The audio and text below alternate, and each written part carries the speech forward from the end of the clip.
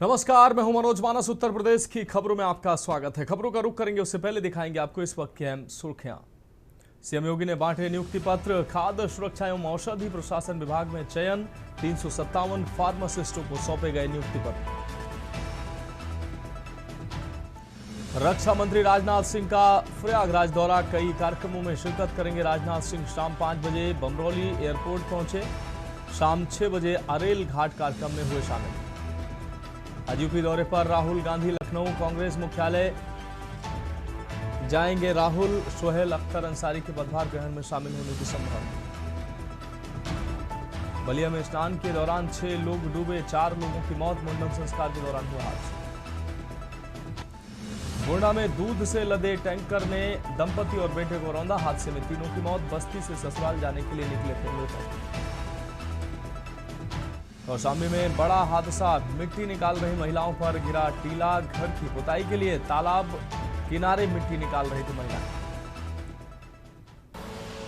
आप देख रहे हैं के न्यूज, खबरों का सारथी। और अब खबरें विस्तार से। अहम खबर से बुलेटिन की शुरुआत करेंगे लखनऊ से। अहम खबर है, जहां प्रेमचंद कश्यप ने पार्टी का प्रदेश अध्यक्ष पद छोड़ा है। सोहेल देव भारतीय समाज पार्टी के प्रदेश अध्यक्ष थे। प्रेमचंद मंत्री ओपी राजभर की पार्टी है सोहेल देव समाज पार्टी। तो सोहेल देव भारतीय समाज पार्टी के लिए यह बड़ा झटका माना जा रहा है। सोहेल देव भारतीय समाज पार्टी के लिए यह बड़ा झटका माना जा रहा है। प्रेमचंद कश्यप ने पार्टी का प्रदेश अध्यक्ष पद छोड़ा है। सोहेल देव भारतीय समाज पार्टी के प्रदेश अध्यक्ष थे प्रेमचंद कश्यप। मंत्री ओपी राजभर की पार्टी है सोहेल देव भारतीय समाज पार्टी।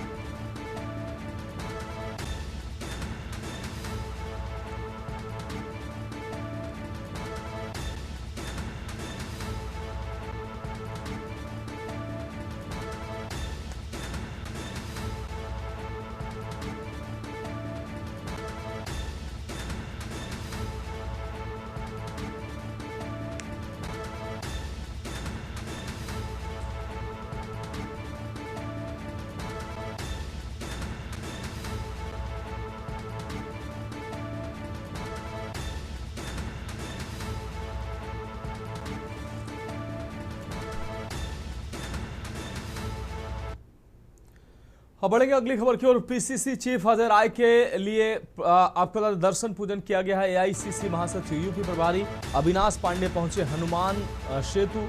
हनुमान सेतु स्थित मंदिर व कालीबाड़ी में पूजन अर्चन किया है। दर्शन पूजन कर अजय राय के शीघ्र स्वास्थ्य होने की कामना की गई। कल प्रधानमंत्री ने भी अजय राय को टैग करते हुए ट्वीट लिखा था और उनके शीघ्र स्वास्थ्य होने की कामना की थी। और पीसीसी चीफ ने अजय राय के लिए भगवान से प्रार्थना की। एआईसीसी महासचिव यूपी प्रभारी अविनाश पांडे पहुंचे हनुमान सेतु स्थित मंदिर व कालीबाड़ी में दर्शन पूजन किए। प्रदेश अध्यक्ष अजय राय की शीघ्र स्वास्थ्य होने की कामना की है।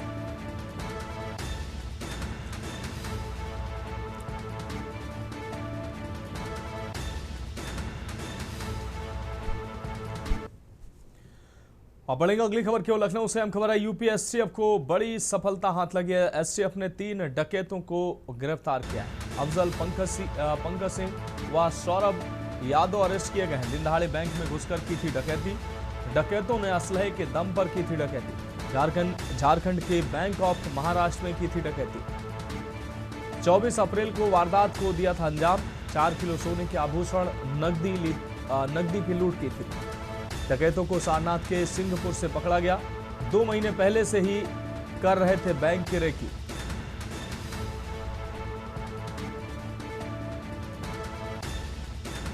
तो पंकज, सौरभ और अफजाल को गिरफ्तार किया गया है। 24 अप्रैल को वारदात को दिया था अंजाम। 4 किलो सोने के आभूषण और नकदी की लूट की थी। 24 अप्रैल को वारदात को अंजाम दिया था।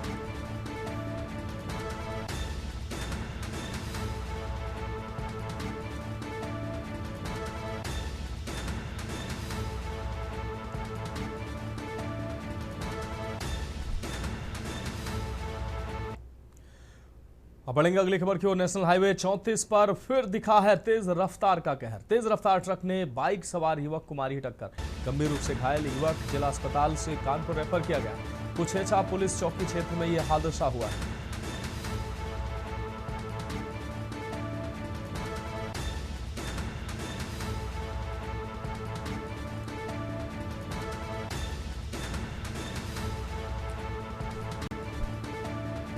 हमीरपुर से अहम खबर। नेशनल हाईवे 34 पर फिर दिखा तेज रफ्तार का कहर।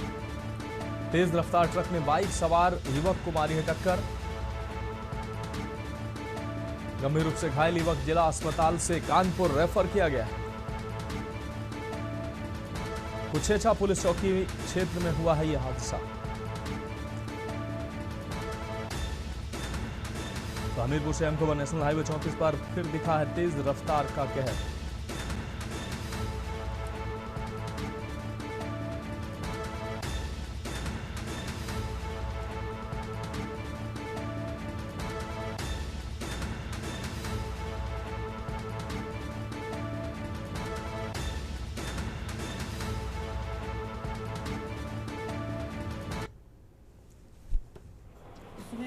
मेरी हमारी इमरजेंसी में है, हेड इंजरी का केस है और बाइक और ट्रक से इसका एक्सीडेंट हुआ है कानपुर जाते समय।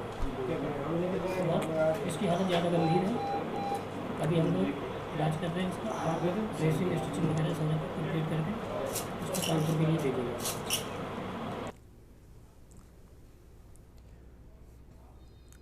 अब बढ़ेंगे अगली खबर की ओर। अमरोहा से अहम खबर है। महिला से मारपीट का आरोपी गिरफ्तार किया गया। पुलिस ने आरोपी कावेंद्र को गिरफ्तार किया है। गिरफ्तारी के बाद हाथ जोड़कर माफी मांगता दिखा आरोपी। बेनस की धाराओं में पुलिस ने कार्रवाई की है। पीड़िता की तहरीर पर दर्ज किया गया था मुकदमा। आदमपुर क्षेत्र के रूपा नागल गांव का यह पूरा मामला। तो गिरफ्तारी के बाद हाथ जोड़कर माफी मांगता दिखा है आरोपी। बीएनएस की धाराओं में पुलिस ने कार्रवाई की है। गिरफ्तारी के बाद हाथ जोड़कर माफी मांगता दिखा है आरोपी।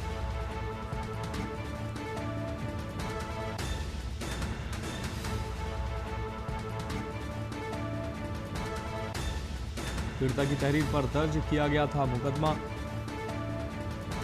आदमपुर क्षेत्र के रूपा नागल गांव का है पूरा मामला। अमरोहा से अहम खबर। महिला से मारपीट का आरोपी गिरफ्तार किया गया है। पुलिस ने आरोपी कावेंद्र को गिरफ्तार किया है। गिरफ्तारी के बाद हाथ जोड़कर माफी मांगता रहा है आरोपी। बीएनएस की धाराओं में पुलिस ने कार्रवाई की है। गिरफ्तारी के बाद हाथ जोड़कर माफी मांगता रहा है आरोपी।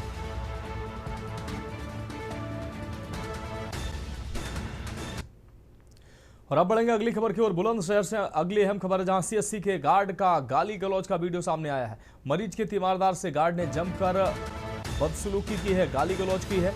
गाली गलौज के समय डॉक्टर सहित अन्य लोग भी तमाशबीन नजर आए। वायरल वीडियो की जांच पड़ताल में जुटी कोतवाली पुलिस। शिकारपुर कोतवाली स्थित सीएससी का ये बताया जा रहा है वीडियो।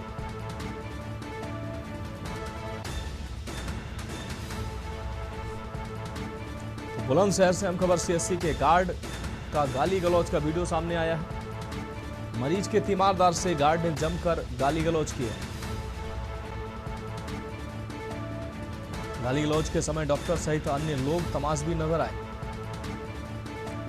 वायरल वीडियो की जांच पड़ताल में जुटी कोतवाली पुलिस। बुलंदशहर से हम खबर। सीएससी के गार्ड का गाली गलौज का वीडियो सामने आया।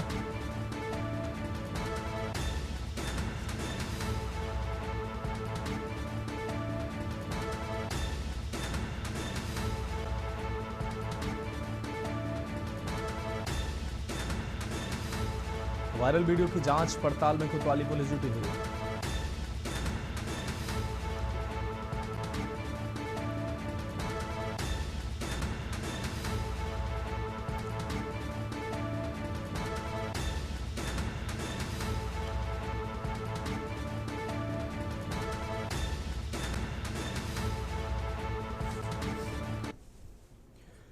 अब बढ़ेंगे अगली खबर की ओर। अमेठी से अहम खबर है, जिले के 3 परीक्षा केंद्रों पर होगी नीट परीक्षा। जवाहर नवोदय विद्यालय में 174 बच्चों की होगी परीक्षा।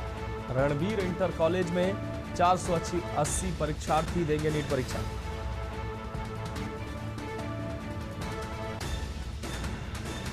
आरआरपीजी कॉलेज में 240 परीक्षार्थियों की होगी परीक्षा। प्रशासन पारदर्शी नकल विहीन परीक्षा की तैयारियों में जुटा।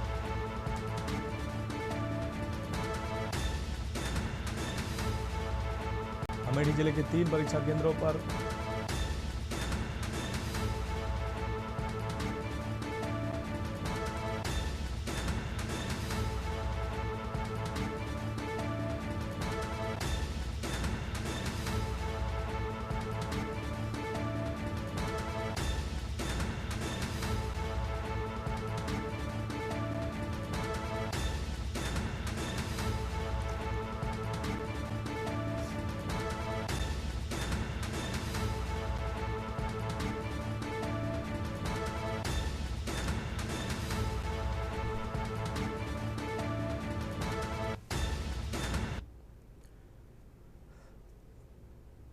अब बढ़ेंगे अगली खबर की ओर। खबर लखनऊ से है, जहां सपा के प्रदेश कार्यालय में आयोजित प्रेस कॉन्फ्रेंस के दौरान पार्टी प्रमुख अखिलेश यादव ने मेधावी छात्र छात्राओं को लैपटॉप वितरित करते हुए प्रदेश सरकार पर जमकर निशाना साधा। उन्होंने मेधावियों को सम्मानित करते हुए कहा कि स्वामी विवेकानंद जी ने कहा था, तब तक न रुको जब तक लक्ष्य न पालो। सपा प्रमुख ने दावा किया कि सपा सत्ता के दौरान बांटे गए लैपटॉप आज भी चल रहे हैं। उन्होंने दावा किया कि लैपटॉप वितरण का मुख्य उद्देश्य डिजिटल डिवाइड यानी तकनीकी भेदभाव को खत्म करना था। सपा प्रमुख अखिलेश यादव ने अनोखे अंदाज में हमला करते हुए कहा, भाजपा झूठ की सोन पापड़ी बनाती है। जिस तरह से उसमें परतें होती हैं, वैसे ही भाजपा एक झूठ के ऊपर दूसरी परत चढ़ा देती है। दावा किया कि डीजल और पेट्रोल के दाम बढ़ने से हर चीज महंगी हो गई है, लेकिन भाजपा सरकार इसे रोकने को ठोस कदम नहीं उठा रही। पूर्व मुख्यमंत्री ने गंगा एक्सप्रेसवे को लेकर भी सरकार पर तंज कसा। साथ ही चुनाव आयोग को कटघरे में खड़ा करते हुए ईवीएम को बिजली के स्मार्ट मीटर से जोड़कर सवाल पर हमला किया।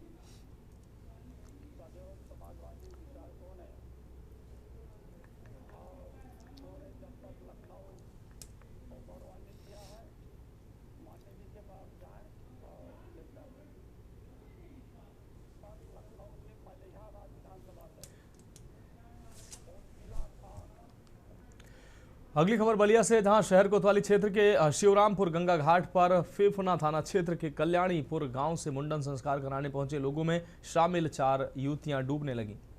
यह नजारा देख मौके पर मौजूद गांव के कुछ युवकों ने नदी में छलांग लगाकर कड़ी मशक्कत से 2 युवतियों को किसी तरह बाहर निकालने में कामयाबी हासिल कर ली, जबकि 2 युवतियों को नदी में ढूंढने के दौरान 2 युवक भी नदी में डूब गए। हादसे की जानकारी पाकर मौके पर पहुंची पुलिस ने गोताखोरों को युवतियों व युवकों की तलाश शुरू कराई। कई घंटे सर्च अभियान चलाने के बाद गोताखोरों ने 4 शवों को बाहर निकाल लिया। घटना की जानकारी पाकर डीएम मंगला प्रसाद और एसपी ओमवीर सिंह भी मौके पर पहुंचे। डीएम के मुताबिक सेल्फी लेने के दौरान युवतियां हादसे का शिकार हुई।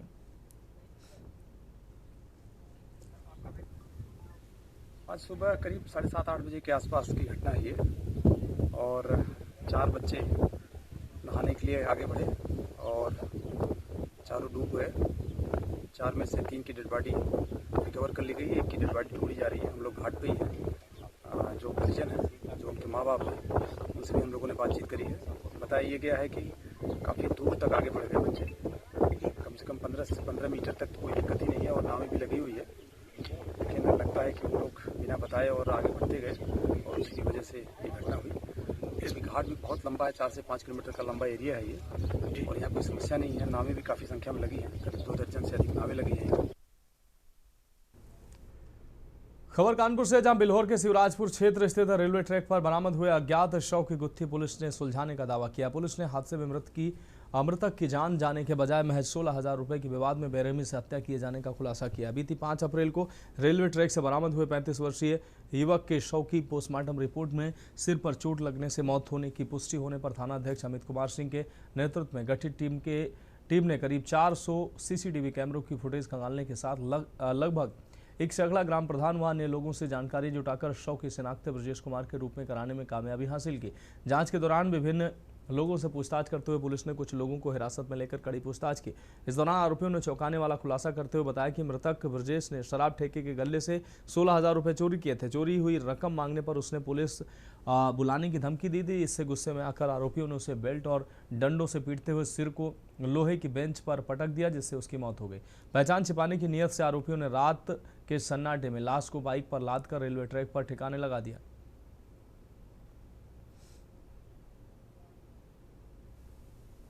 जो पिटाई की तो से बेहोश हो गया था। ये लोग समझे कि अगर छोड़ मर गया तो पुलिस आ ही जाएगी। उन्होंने उठा के उसको रेलवे लाइन के किनारे फेंक दिया ताकि एक्सीडेंट का रूप दिया जाए। चारों लोग साथ में काम करते थे। हाँ, मोहित गुप्ता वहाँ का मैनेजर है, बाकी तो सेल्समैन है दोनों।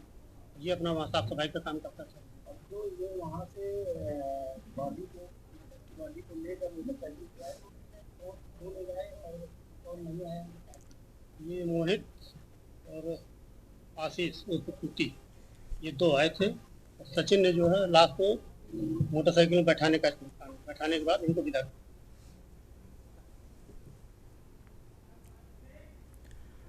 फिलहाल खबरों में वक्त एक ब्रेक का, जल्द हाजिर होंगे।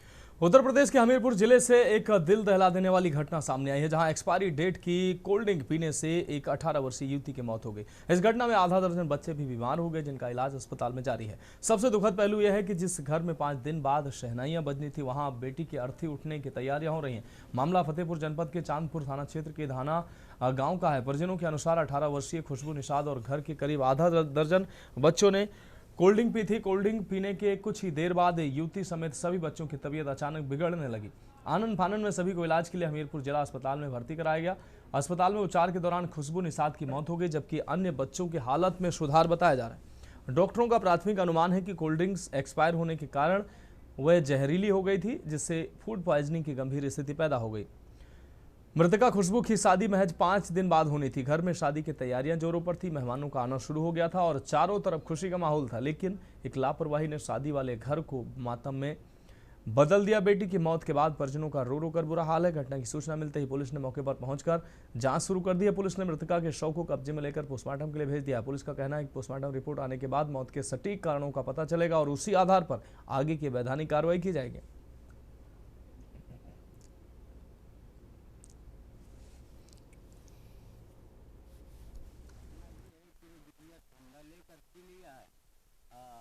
अचानक उसकी तबीयत गड़बड़ हो, घटना ये है कि ठंडा लेकर पी लिया है। अचानक उसकी तबीयत गड़बड़ हो गई। अब वो टट्टी पलटी उल्टी सब करने लगी और उसके दौरान हम जिला अस्पताल हमीरपुर में लाए। उसकी यहाँ पर मौत हो गई। इसकी शादी आदि कब होनी थी? 8 तारीख को थी।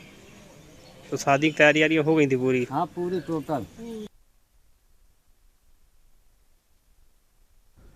अगली खबर कानपुर से है, जहां रेल बाजार थाना क्षेत्र के सुजातगंज श्यामनगर निवासी शबाना बेगम ने परिवार सहित मीडिया से रूबरू होकर दावा किया कि वर्ष 2025 में 28 लाख रुपए में फ्लैट का सौदा हुआ था, जिसमें 15 लाख रुपए का भुगतान भी दिया जा चुका है। इसलिए पिछले 3 माह से फ्लैट पर परिवार का कब्जा भी था, लेकिन 27 अप्रैल 2026 को अबू सहमा अंसारी, मोहम्मद आरिफ उर्फ शानू नेता व शाहिद शाह अलवी आदि कुछ अन्य लोगों व महिलाओं सहित जबरन फ्लैट में घुस आए। उन्होंने परिवार से मारपीट कर वहां रखा सामान बाहर फेंक दिया। इस दौरान फ्लैट में रखे 5 से 6 लाख रुपए के सोने चांदी के जेवरात आदि लूट लिए और लगातार जान माल की धमकियां भी दी जा रही।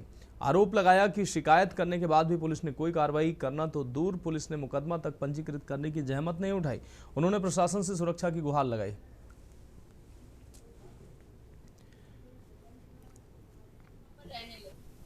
सर, मैं प्रेस वार्ता इसलिए कर रही हूँ कि मैंने एक फ़्लैट लिया हुआ था अबू समा अंसारी से, जो कि एक बिल्डर हैं। मैंने उनको 28 लाख रुपए का मेरा उनका एग्रीमेंट था, जिसमें से 15 लाख रुपए मैंने उनको अदा कर दिए।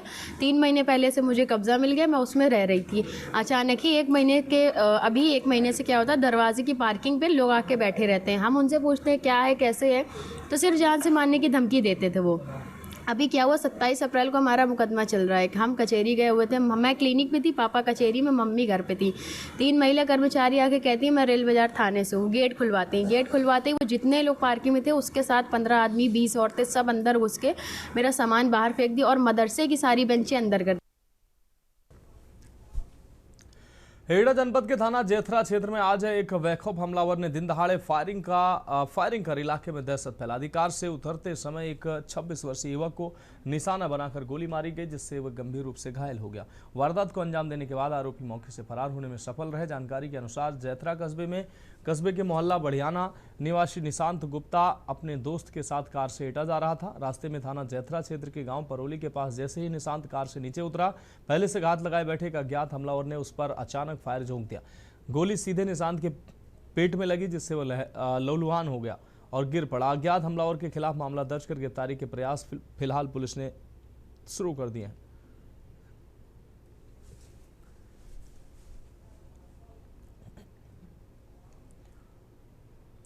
अब बढ़ेंगे अगली खबर की ओर। कानपुर के होटल रिजेंटा में कनिका अस्पताल और कानपुर ऑप्थमिक सोसाइटी के संयुक्त तत्वाधान में कनिका कॉन्फ्रेंस का आयोजन किया गया, जिसमें देश भर के प्रख्यात नेत्र विशेषज्ञों ने हिस्सा लिया है। आपको बता दें, कॉन्फ्रेंस में नेत्र रोगों के आधुनिक इलाज, नई तकनीकों से ऑपरेशन और जटिल बीमारियों के उपचार पर विस्तार से चर्चा की गई। साथ ही सर्जिकल वीडियो के माध्यम से नेत्र चिकित्सकों को स्किल ट्रांसफर भी किया गया।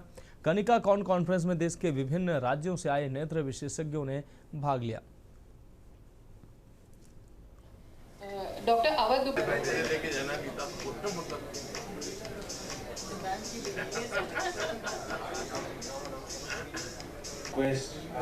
आज रिजेंटा होटल में कनिका कॉन्फ्रेंस का आयोजन किया गया, जिसमें नेत्र चिकित्सकों का विभिन्न क्षेत्रों से आए हुए हैं। कानपुर के डॉक्टर्स हैं और दिल्ली की डॉक्टर नमता शर्मा हैं जो चीफ हैं, अहमदाबाद से डॉक्टर तेजस शाह आए हुए हैं और मुंबई से डॉक्टर्स आए हैं। इस तरह के कॉन्फ्रेंस के आयोजन का उद्देश्य ये होता है कि हम आपस में स्किल का ट्रांसफ़र करते हैं, जिससे कि हमारे निर्धन या गरीब मरीजों तक उचित सुविधा, उचित चिकित्सा हो सके और नई टेक्नोलॉजी द्वारा कैसे ऑपरेशन किए जाएँ, इससे मरीजों को उचित लाभ मिल सके। कानपुर ऑप्थेमोलॉजिक सोसाइटी और डॉक्टर शरद वाजपेयी के निर्देशन में कनिका कॉन 2026 ये 5th एडिशन है यहाँ का। इसमें आज जो डॉक्टर्स देश भर से आए हैं और बहुत अच्छे जो शोध कराया है, जिन्होंने ओटी में काम किया है, ऐसे कई वीडियोस अपने इंडियन डॉक्टर्स को और कानपुर डॉक्टर्स को दिखाया है। और उससे कई बार जो ओटीज़ में हैं और जो लेटेस्ट रिसर्चेज हैं उसके बारे में हमारे कानपुर के जो डॉक्टर्स हैं वो उससे रूबरू हुए हैं। बढ़ेंगे अगली खबर की ओर। उन्नाव के प्रियदर्शनी नगर में आपको बता दें, प्रज्ञानम सत्संग एवं सेवा समिति के तत्वाधान में श्री शिव महापुराण कथा का 5वां दिन आयोजित हुआ। कथावाचक श्री विद्या आपको बता दें विज्ञानानंद सरस्वती महाराज ने शंकर पार्वती विवाह प्रसंग का वर्णन करते हुए श्रद्धालुओं को भाव विभोर कर दिया। कार्यक्रम में गायत्री शक्तिपीठ चंदरपुर कुटी के महाराज श्री विश्वनाथ जी की विशिष्ट उपस्थिति रही। इस अवसर पर समिति के अध्यक्ष इंद्रमणि मिश्र, उपाध्यक्ष मनीष सेंगर, महामंत्री यज्ञ प्रकाश दीक्षित, समन्वयक अभिषेक शुक्ल मौजूद रहे। भगवान शिव सती का वहीं पर त्याग करते हैं मानसिक रूप से, कहते हैं यही तन भेंट सती अब नाही, हे सती तुम मेरे लिए पूज्य हो गई और इस शरीर से अब हम दोनों के बीच में पति पत्नी का कोई धर्म नहीं रहेगा।